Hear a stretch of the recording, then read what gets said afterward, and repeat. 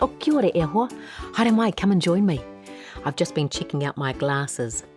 Can you see how I have 2 lenses? 1, 2 in my glasses? Well, I have a book here about an eye Spyclops. Have you ever heard of a Cyclops before? It's someone with only 1 eye. And this story is about an eye Spyclops. It's written by Libby Whittaker and illustrated by Uivel. Are you nice and comfy? Ready for a story? Well, let's begin.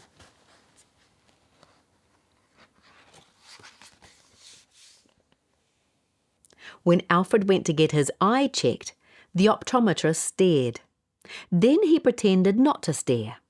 Then he looked at his machine and back at Alfred and scratched his head. "He's having trouble reading the board in class," said Alfred's mum.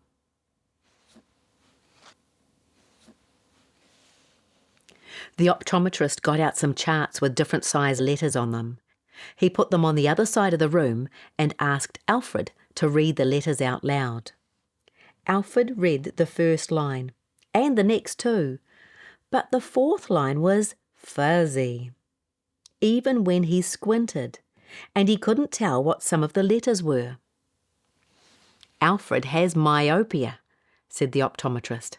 "That means he's short-sighted, and he will need glasses to see things clearly in the distance. But all the glasses in the shop had lenses for 2 eyes. None of them could fit Alfred." The optometrist went to look out the back of the shop, but he came back empty-handed.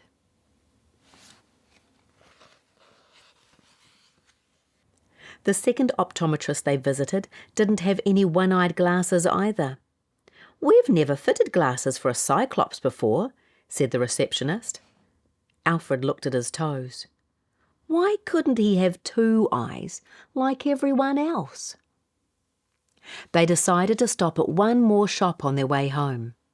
But something wasn't right. A police car was parked outside. Smashed glass glittered on the pavement. Outside the store, a man wearing rimless glasses and a green suit was talking to a police officer. Alfred saw empty shelves and some broken glasses lying near the door. Crikey! The man in the suit called out, "I'm sorry, we're closed. The shop's been robbed. They've taken everything." Alfred's heart sank. Then he looked more closely at the shattered glasses on the floor. They were different than the other spectacles he'd seen today. These glasses were made for a single eye. They were the kind of glasses a Cyclops could wear. But they were broken, perhaps beyond repair. "Excuse me," Alfred called to the man in the green suit. "I've been looking for glasses like this. Do you think they could be fixed?" The man walked over. "Oh, I'm not sure," he said, picking the glasses up and peering at them sadly. "I could have a better look when we've reopened, but that won't be for a while." Alfred nodded, with a lump in his throat. "That's okay," he said. "I'm sorry about your shop. Good luck." And he walked away from the broken glasses that might have been just right for him.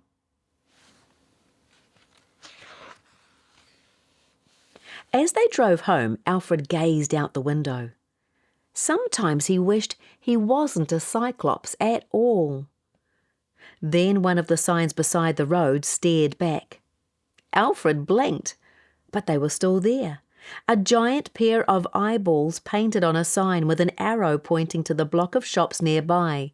The eyes were so big that he could see them without even squinting. "Mum, look," Alfred said. Alfred's mum did look. Then she turned and followed the giant arrow. They drove along the row of shops until they saw another giant pair of eyes. Below, large purple letters spelled "Surprises Optometrist." "Good spotting, Alfred," said his mum as she parked the car. The shop door was painted purple too. A bell jingled as they went in. Can you see the purple shop down here?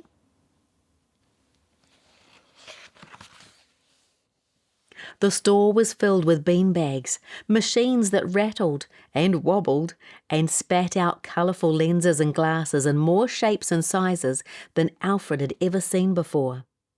There were glasses so tiny you could probably put them up your nose, and glasses so big they were taller than Alfred. And in between, Alfred spied something. A table with a mirror, covered in frames in different colours and shapes, and all of them with just one lens, as if they were made just for him. Alfred felt something warm in his chest. He didn't have to be like everyone else after all. How special. "Coming," a faint voice called. A trapdoor in the ceiling flew open, a ladder unfolded, and a very purple woman clambered down from above. "Dr. Grubblestump," she said, wiping her hands on her dungarees. "What can I do for you?" "I need glasses," said Alfred. Dr. Grubblestump beamed. "Of course," she said, gesturing to the table Alfred had spotted. "See anything you like?" First, Alfred tried on a blue frame. The bottom of the frame had a small indent where it sat on his nose. There were many different frames. Alfred wasn't sure how he was going to choose. One by one he tried them all on. Each one made him look and feel a bit different. As he put the last frame back on the table, he caught sight of one more that had slipped behind the mirror. Red, orange and yellow. The arms of this frame were made to look like flames. Alfred slid them onto his face and grinned at his reflection. It looked like he had 2 jets of fire shooting along from his ears. They were perfect. Alfred's mum smiled. "We'll take them," she said. "What do you think? Is that a cool pair of glasses?" "It sure is." When Alfred left surprise as optometrist with his new glasses on, he had a bounce in his step. Everything looked crisp and sharp, from the leaves of a nearby tree to a seagull flying overhead. As he stopped outside, he caught sight of a shimmer in the air. Focusing, he saw that it was a small fairy hovering near the entrance. "Can you open the door, please?" she asked. "It's too heavy for me." Can you see the wee fairy? Just here.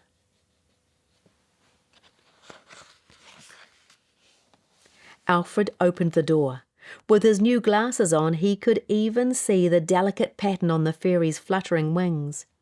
She flew into the shop and stopped to look back at Alfred. "Thank you. I like your glasses.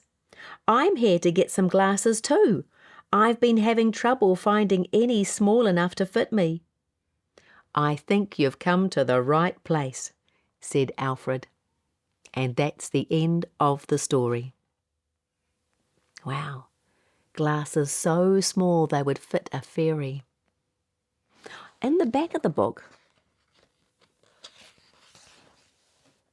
there's a special page here for an I Spy game.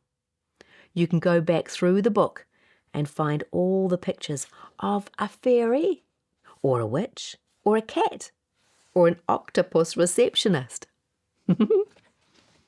I Spyclops. Cool story, isn't it?